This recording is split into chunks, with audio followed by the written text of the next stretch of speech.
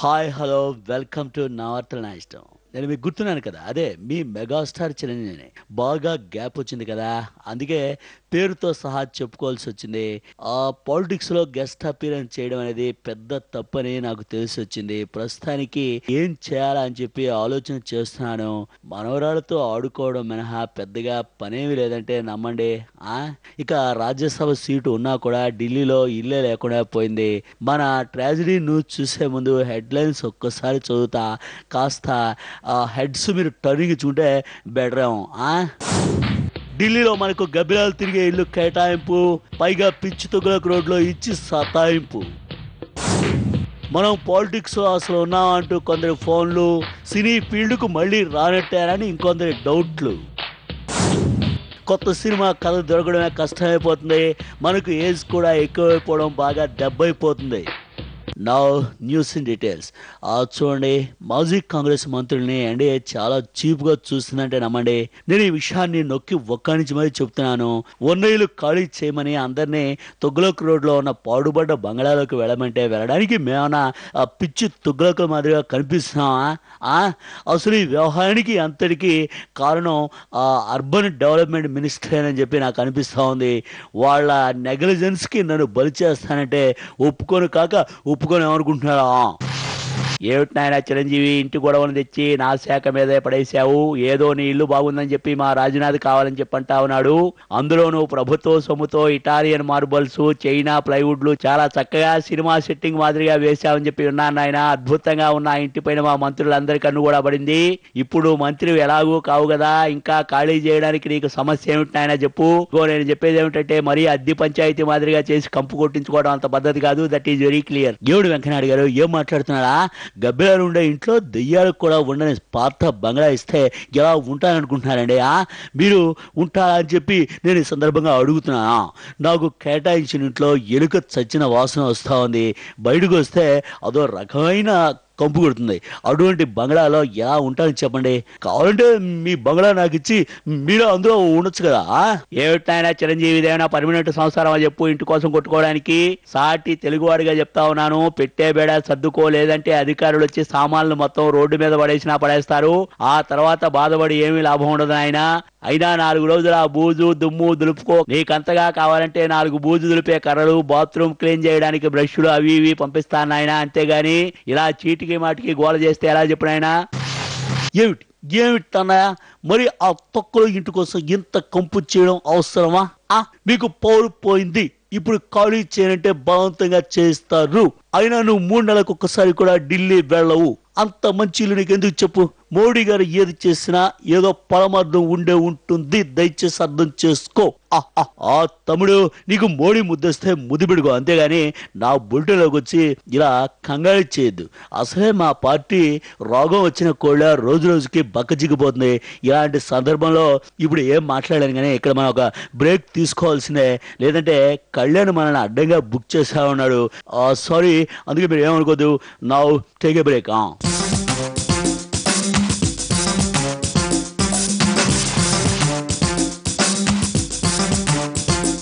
Welcome back to నా వార్తల నా ఇష్టం. ఇక మన కాంగ్రెస్ పార్టీకి ఎప్పట్లో బ్రైట్ ఫ్యూచర్ ఉన్నట్టుగా మనకి ఏమాత్రం నమ్మకం కుదరటం లేదు.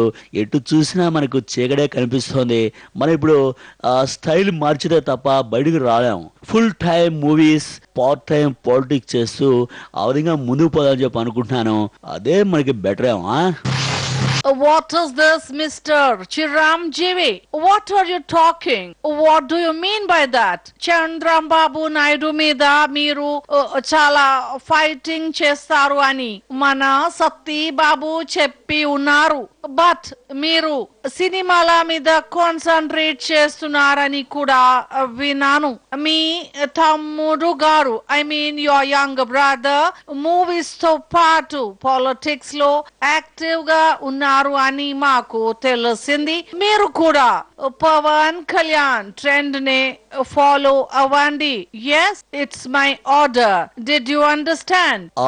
అంటే మేడం ఇప్పుడు మా తమ్ముడి టైం నడుస్తోంది, వాడు ట్రెండ్ సెట్ చేస్తాడని నాకు ముందే తెలుసు. కాకపోతే మన ఇక్కడ మెగాస్టార్ ఢిల్లీకి వచ్చినప్పుడు మీకు వంగి వంగి నమస్కారం పెడతాను, కానీ మనకి ఇక్కడ ఒక లెవెల్ అంటూ ఉంది. ఒక్కసారి హిట్ కొట్టానంటే మళ్ళీ మనం పుంజుకున్నాం మేడం. అందుకే కొద్దిగా స్టైల్ మార్చాను. మీకు ఢిల్లీకి వచ్చినప్పుడు మొత్తం స్టోరీ అంతా డీటెయిల్గా చెప్తాను మేడం, మీరేం వరి కాకండి. ఏంటంటే నాకు తెలియగలిగితే ఏది డీటెయిల్స్ అంతా ఉన్నది. మేడంకి మీరేమని చెప్తారండి చిరంజీవి గారి? మీది నా మాదిరిగానైనా అప్పుడప్పుడు మీటింగ్లకి వెళ్తే దాని తలక బాగుంటుంది. మన రఘువీర ఒక్కరు ఎన్నిసార్లు అని చెప్పి ప్రెస్ మీట్లు పెడతారండి. అప్పుడెప్పుడైనా మీరు వచ్చి 4-5 డైలాగులు కొట్టాలి కదా. నేను ఏదంటే మనం వీక్ అవుతాం. మరి ఏదంటే ఇది చూడండి చిరంజీవి గారు, మీరు అసలు బయటికి రాకపోతే అలాగండి. మీ బ్రదర్ని చూడండి, టీడీపీని బీజేపీని మరి దంతాలిక ఏ విధంగా పొగుడుతూ ఉందని అయితే మీకు అర్థమవుతుంది. ఆయన్ని ఖండించకపోతే మరి దంతాలకు మనకే నష్టం కదండి. అబ్బా సత్యబాబు గారు ఏమిటండి మీరు కూడా ఏమిటిలా? నాకు తమ్ముడితో లింక్ పెడతారా? వాడు టీడీపీ సపోర్టర్, నేను వాడు ఇంట్లో ఒకే ప్లేట్లో ఇడ్లీ తిన్నా. పాలిటిక్స్ మాత్రం శత్రువులమే. నాకు కథ దొరక ఇబ్బంది పడుతున్నానండి. క్లాప్ కొట్టాక నేను రంగంలోకి దిగుతా. కావాలంటే మనం ఒక యాత్ర పెడుకుందాం, ఏమంటారు సత్యబాబు గారు? ఎవడే చిరంజీవి గారు, మీరు మళ్ళీ సినిమాల్లోకి రావాలండి. ఇప్పుడు యాత్రలు చేసినా గిరాకీ లేని వాళ్ళు లౌడ్ స్పీకర్లు పెట్టుకుని నడిచినట్టుగా చండాలంగా ఉంటుందండి బాబు. బాలయ్యని చూడండి, విగ్గులు పెట్టుకుని సరే ఫైటింగ్లు ఎరగదీసేస్తున్నాడు. మీరు కూడా మళ్ళీ మేసాలు తిప్పి తొడలు కొడితే మీరు మళ్ళీ నెంబర్ 1 అవుతారండి బాబు. ఏజ్ని మీరు పెద్దగా పట్టించుకోవాల్సిన లేదండి. మన తెలుగులో ముసలోళ్ళు అయినా సరే ఫైటింగ్ చేయడం కామనే కదా. అంచేత మీరు ఆ రంగం పోండి, నేను చూసుకుంటాను కదా మిగతాదే. ఏమిటి నువ్వు చూసుకునేది? నన్ను మరీ ముసలని చెప్పి అనుకున్నా చిన్నబాబు. నాకు ఇప్పుడు ఏం వయసు అయిపోయిందని జస్ట్ 60కి దగ్గర అవుతున్నా అంతే. వస్తా, మీ అందరినీ అలరిస్తా, బంపర్ హిట్ కొడతా. 5 ఏళ్ళలో కనీసం 3 హిట్లు అయినా కొట్టి కాంగ్రెస్ పార్టీని మళ్ళీ పవన్లోకి తీసుకొస్తా. ఏమనుకుంటున్నామో అంతా బాగానే ఉందండి, కానీ ఇదిగో కాంగ్రెస్ పార్టీని లేపడం అనేది బాగోలేదు. మీరు సినిమా తీస్తే ఓకే, కానీ మళ్ళీ ఇటువైపు వచ్చి కాంగ్రెస్ పార్టీ పేరు మాత్రం ఎత్తదండి. మీ సినిమాతో పాటు మీకు కూడా జనం శుభం కార్డు వేసేస్తారా? ఆ తర్వాత మీ ఇష్టం. కాంగ్రెస్ పేరు ఎత్తకండి బాబు. ఏజ్ ఎక్కువైనా బాక్స్ ఆఫీసులు బద్దలు కొట్టడం మనకి మాత్రమే సాధ్యం. నేను పాలిటిక్స్ ని మరి మూవీస్ ని రెండు ఒకేసారి ఎగరేసి కొడుతున్నాను. రెండింటిని ఒకేసారి బ్యాలెన్స్ చేయడం మా నందమూరి బ్లడ్ లోనే ఉంది. కాంగ్రెస్ కి ఎలాగూ ఫ్యూచర్ లేదు. చూడు, మా బావ నేను ఇటుండగా అవతల అపోజిషన్ లో ఎవరున్నా సరే వాళ్లకు రిస్కే. వద్దు, మాతో పెట్టుకోవద్దు. ఓ షట్, ఈ బాలయ్యతో మనం ఇలా తొడలు కొట్టించుకోవడం కన్నా మనం బుల్టెన్ క్లోజ్ చేయడమే బెటర్ అని నాకు అనిపిస్తోంది. జై మన ప్లాన్లు, జై జై మన ఆలోచనలు.